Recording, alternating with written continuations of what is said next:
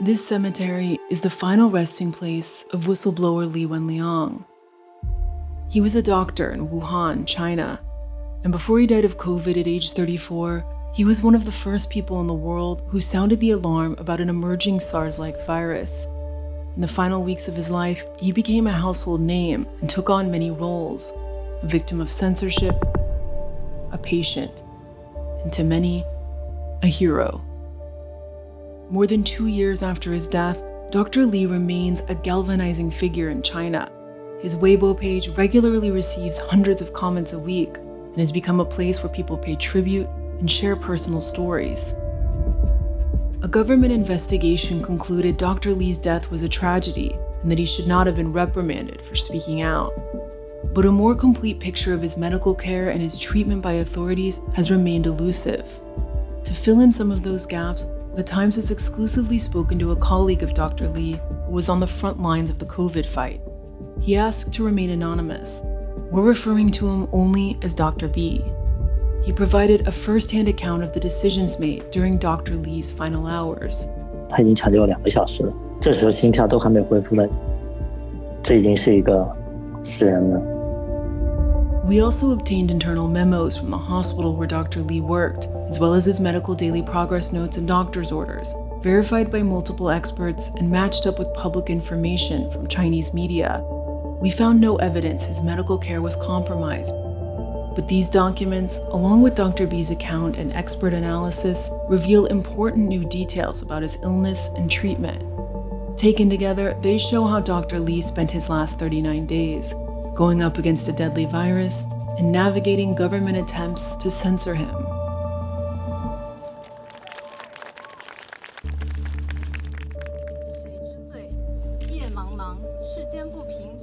我觉得对我最大的影响就是他说的一句话，我觉得一个健康的社会不应该只有一种声音。一个健康的社会不该只有一种声音。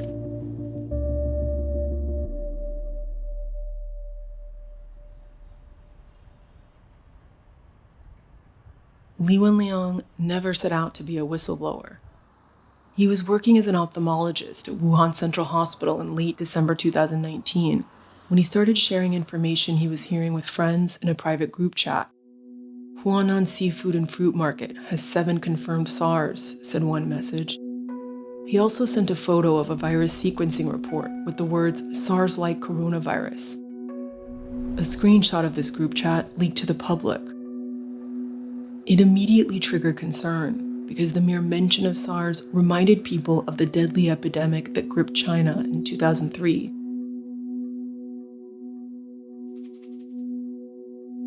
Even as the official COVID case numbers rose, authorities tried to control the message behind the scenes. Dr. Li was one of their first targets. At this point, the public didn't know who he was. On December 31st, hospital officials made him write a formal apology for spreading rumors. In the document, which we are making public for the first time, he says that he deeply regretted the negative impact he had caused. Several days later, local police made Dr. Li sign a statement promising to never spread rumors again. On that day, Wuhan health authorities were publicly insisting this new virus was not known to transmit between humans. But physicians in the city were watching a very different story unfold, including Dr. B, who was working at the front lines at Wuhan Central Hospital. 我们的一位患者当时诊断明确是肺部感染，过来接这个患者的人穿的全是防护服，我觉得只在电影上面我见到过那种防护服。 He was one of the first doctors in the world to ever treat a COVID-19 patient. He asked to remain anonymous because he fears reprisals from the Chinese government. 为什么大家都会这个病人这么紧张？为什么医院会一而再再而三的叫我们不要到处说，不要去传播这个事情，甚至说就微信里面都不要发这些东西，就是不要跟朋友说。 12 days after Li Wenliang's messages leaked, authorities still insisted there was no evidence that the virus was transmissible. They also claimed no medical workers had been infected. Neither was true.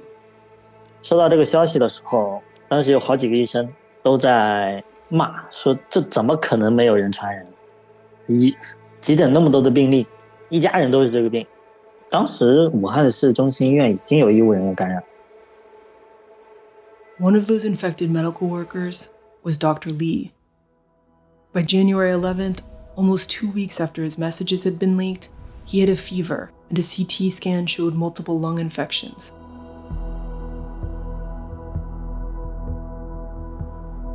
On January 12th, he checked into Wuhan Central Hospital.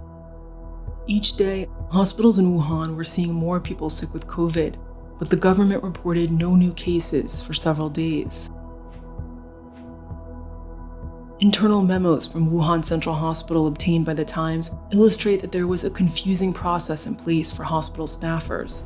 Approvals to report new cases were subject to shifting instructions from district level, city level, and provincial level bureaucracies. Dr. Li's own case appeared to be getting worse. He was struggling physically, but also mentally. The medical records we obtained show that on January 19th, in addition to having severe pneumonia, he was also diagnosed as being in a depressive state. We made exact replicas of the records, taking out details that could identify the source. We also redacted some sections to preserve Dr. Li's privacy. On January 20th, there was a turning point. For the first time, the government acknowledged that the virus was indeed contagious.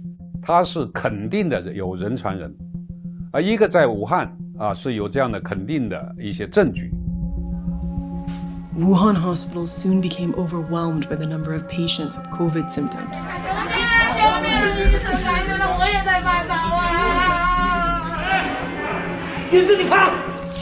你们到底想干什么？你们啊！ Soon after, the entire city of Wuhan went into lockdown. As this was happening, Dr. Li had to be transferred to intensive care. From his hospital bed, he made an important decision: to share his story with the public. He gave an anonymous interview to a Chinese newspaper as the Wuhan doctor who was reprimanded by authorities and said he had contracted COVID. Several days later, he revealed his name and identity on his Weibo account. The public finally got to know more about this mysterious doctor and wanted updates about his health. They saw him as a kind of folk hero and were angry about the way authorities reprimanded him. In the following week, his condition didn't seem to improve. Dr. Wu Yuanfei, a virologist at UMass Chan Medical School, reviewed Dr. Li's medical records for the Times. 就是他感染的这个病毒非常早，病程非常凶险，发展得非常快。 In addition to Dr. Wu, the Times has shared Dr. Li's medical records with 7 US-based Chinese medical experts who used to practice medicine in China or have experience treating COVID patients in the US. All of them believe there was no intentional negligence in Dr. Li's treatment, and there is no evidence the doctors were motivated by a political agenda. You get a sense they were trying to do whatever they can, but nothing worked. But the records and Dr. B's account give us better insight into how he was treated and raise questions about how authorities communicated the attempts to resuscitate him. 25 days into his hospitalization on February 5th, Li Wenliang's condition deteriorated.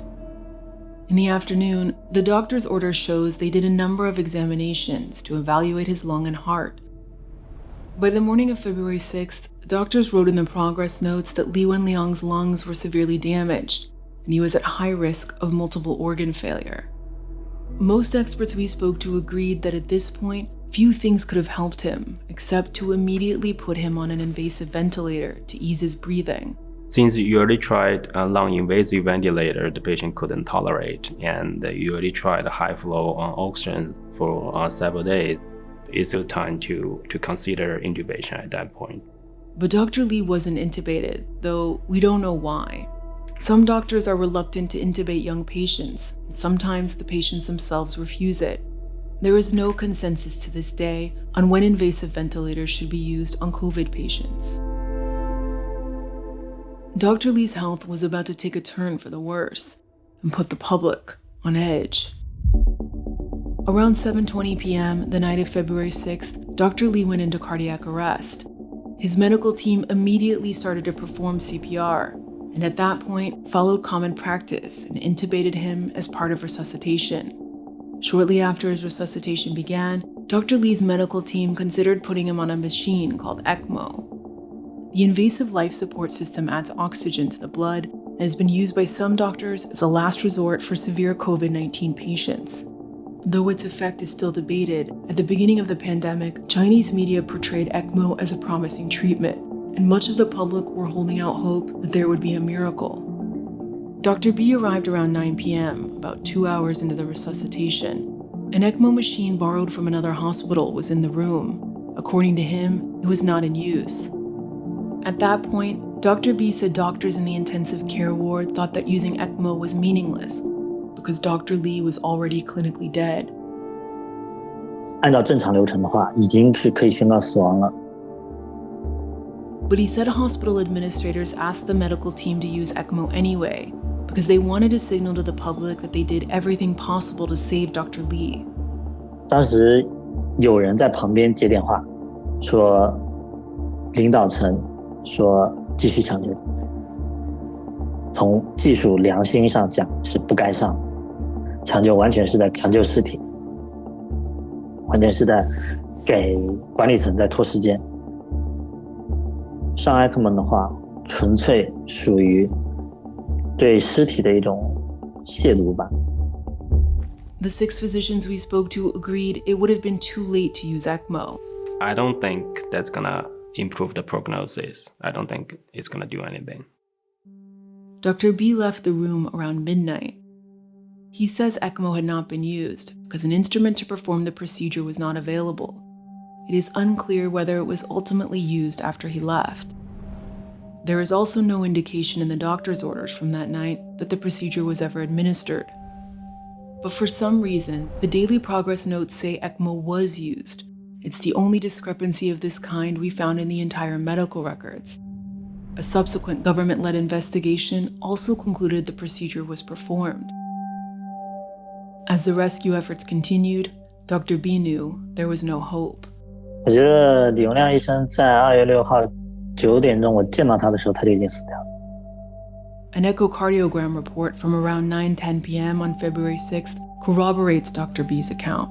It showed that his heart had stopped beating.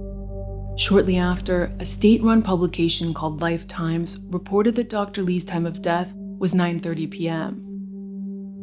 The hospital didn't announce Dr. Lee's death for another few hours, and they said he had died at 2:58 a.m. Many online commenters were upset that the death announcement came so late, and so was Dr. B. 拖了这么久才宣布，医院确实没有把我们当人看。当时就是哭呀，不知道什么感觉，感觉到可能有什么东西崩塌了一样的感觉吧。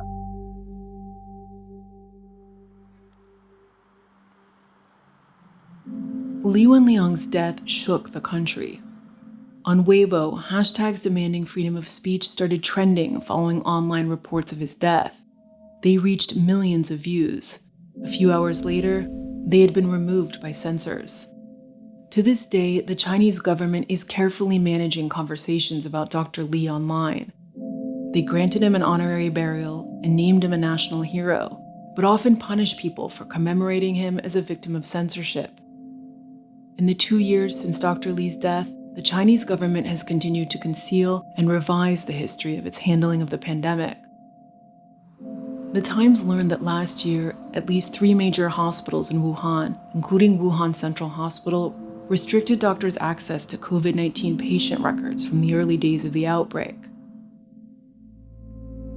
For Dr. B, going public with his version of events is an attempt to get his story out and honor Dr. Li's legacy. 这件事情总会在大众的视野中消失，但是我也始终觉得，别忘记也好，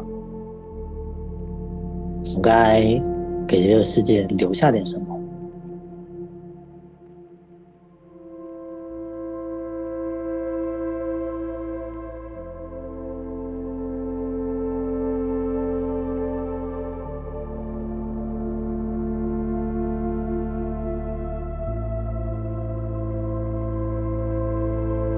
this is Mu Yi, one of the producers of this video.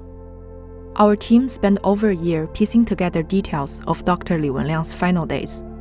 We interviewed a key witness, multiple medical experts, and examined many documents. But there is still more to learn about what happened to Dr. Li. If you have more information and would like to share, please reach out to us. If you want to see more stories from visual investigations, don't forget to sign up for our newsletter at the link on the screen.